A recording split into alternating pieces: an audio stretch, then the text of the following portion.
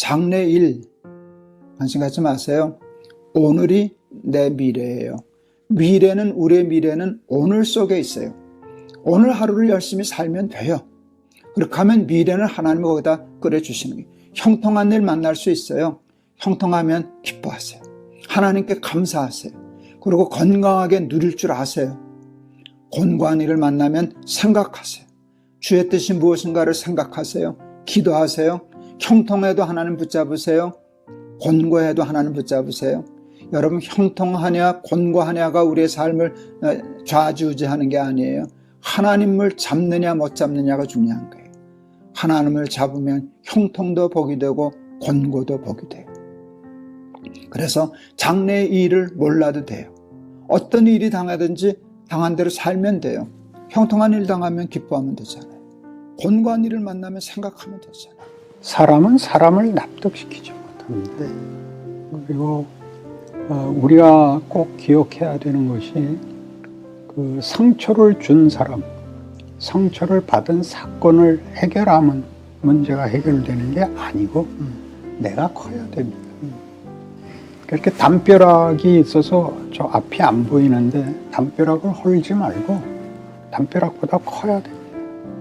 그래서 넘어다 볼 수 있어야 됩니다.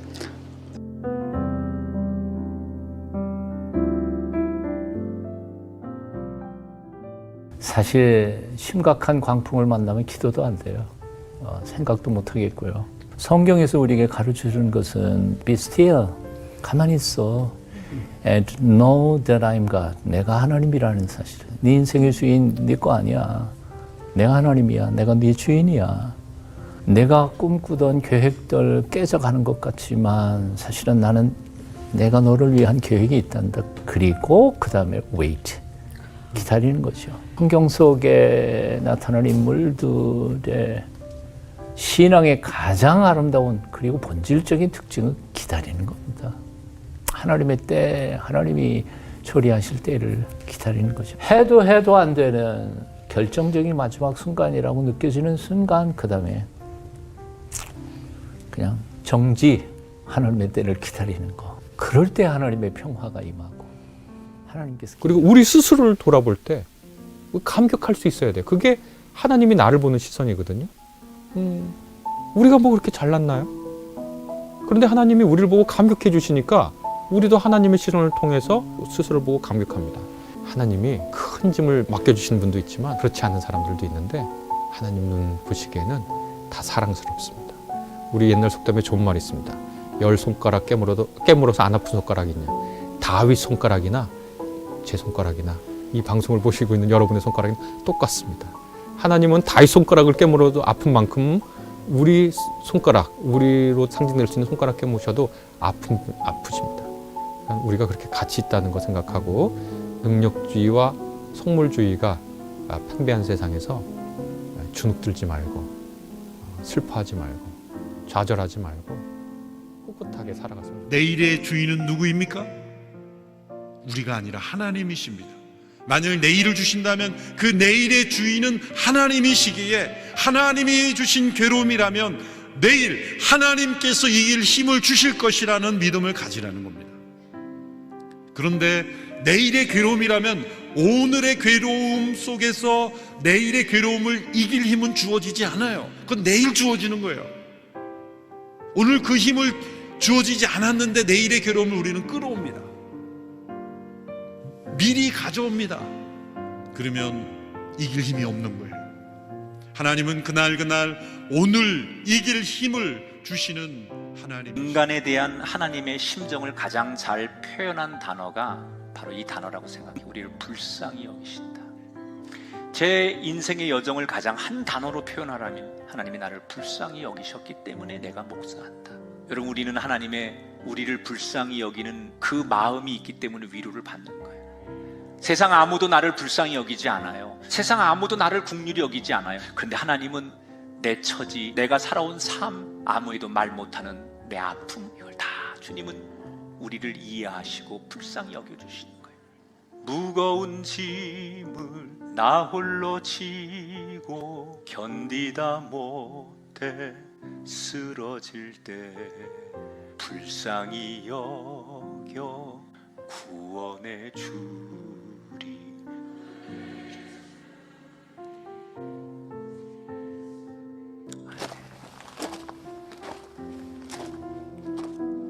예수님께서 여기 오신 목적을 이루실 차례입니다. 내가 무엇을 하나님 앞에 간구하기 이전에 내가 어떤 대상에게 이 기도의 제목을 갖고 나아가는지 질문해 볼 필요가 있습니다.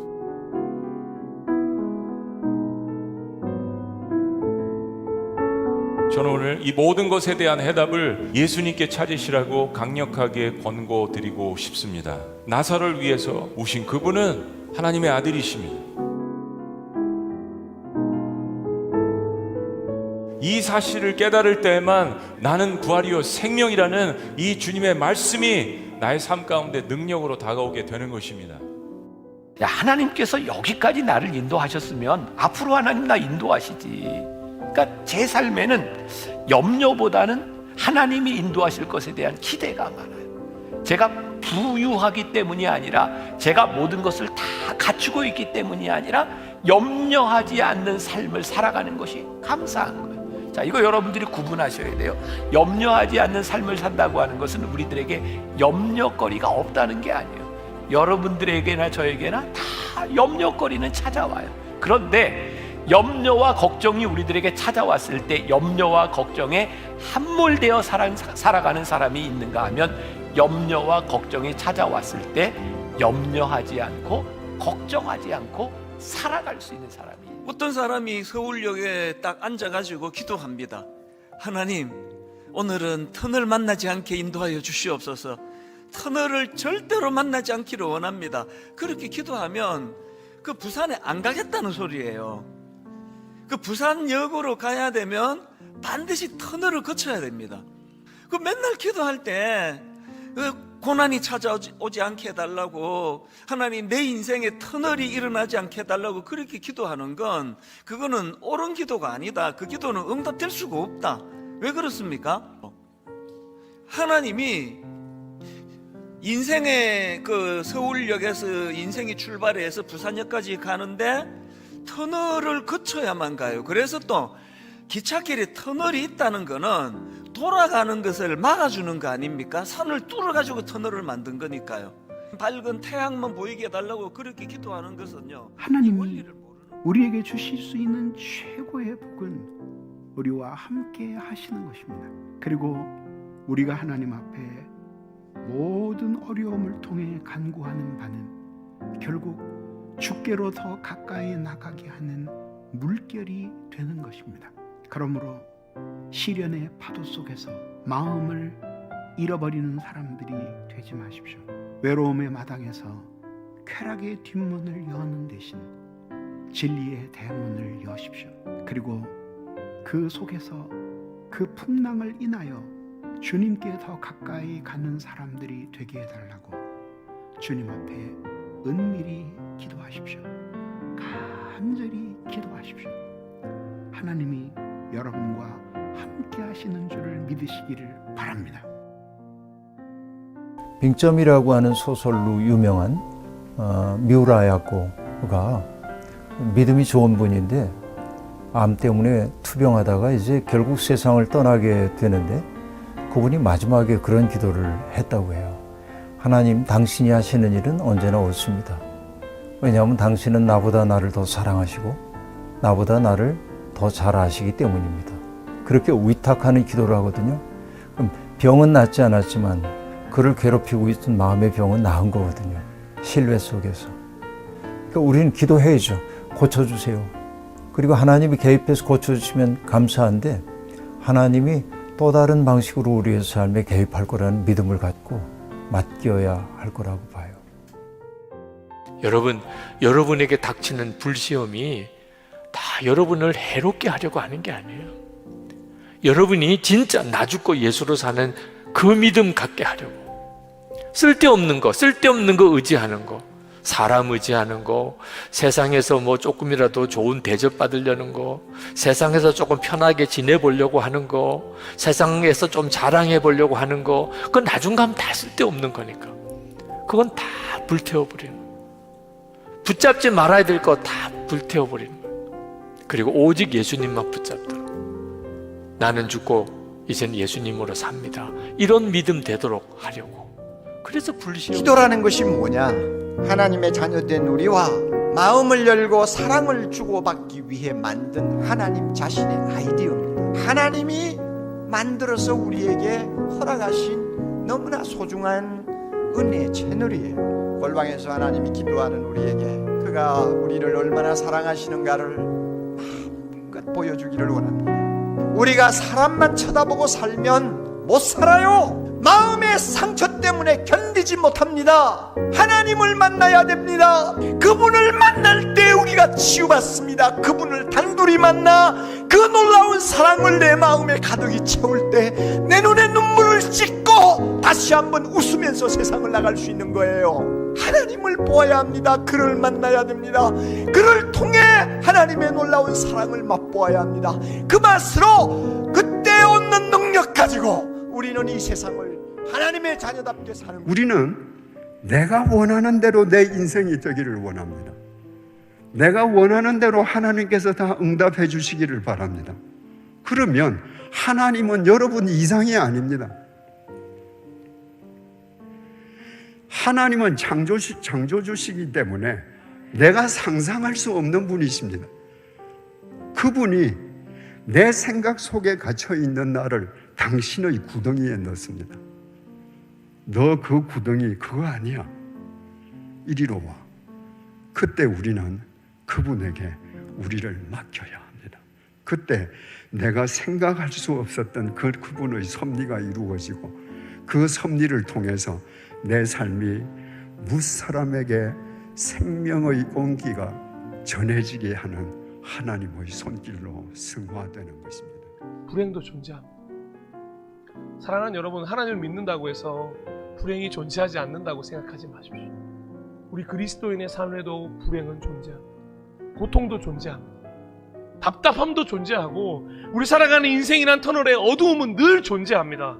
하지만 불행이 있다고, 고통이 있다고, 답답함이 있다고, 어두움이 있다고 해서 하나님이 우리와 함께 하시지 않는 것이 아닙니다. 그 가운데서 하나님께서 우리와 함께 하고 계십니다. 여전히 그 불행 가운데서도, 답답한 가운데서도, 고통 가운데서도 우리의 손을 굳게 붙들고 계신다는 것입니다. 우리가 그것을 바라보지 못하고 우리의 선택으로 자꾸 불행과 고통과 답답함과 어두움을 선택하기 때문에 괴로움이 찾아오는 거죠.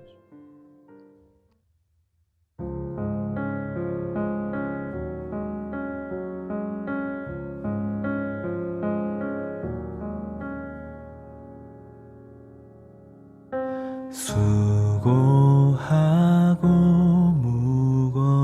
무거운 짐진 자들아 내게로 오라.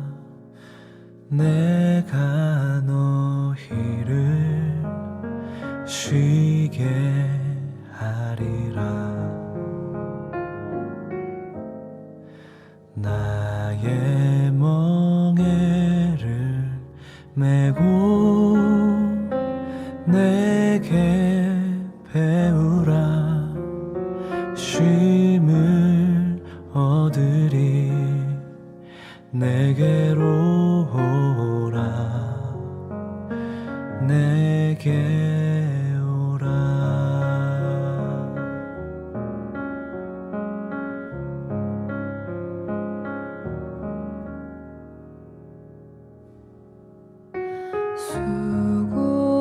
수고하고 무거운 짐진 자들아 내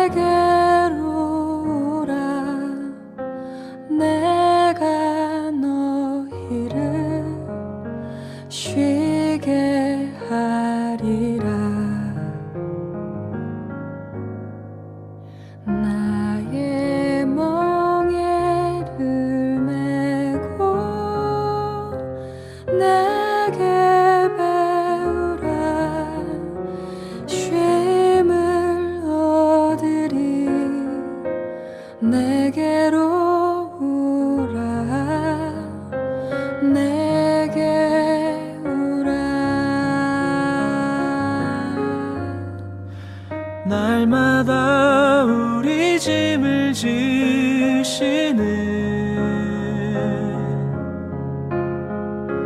구원의 하나님, 사랑의 주 예수, 우리 모든 연약함, 모든 슬픔 지신 주 찬양.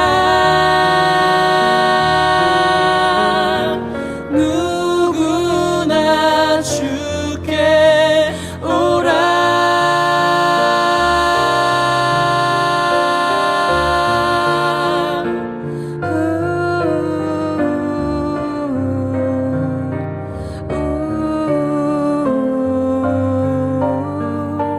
내게로 오라. 내게 오라.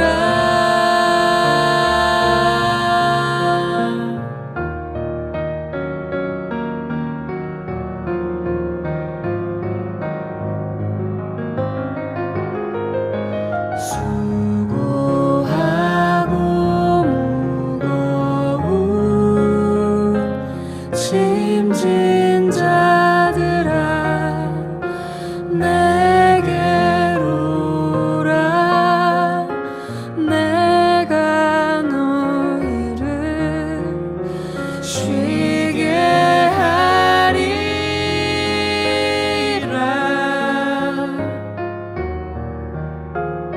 쉬게 하리라.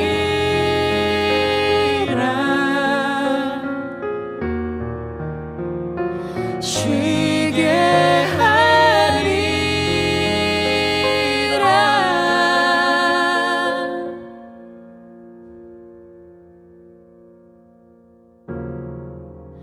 내가 너희를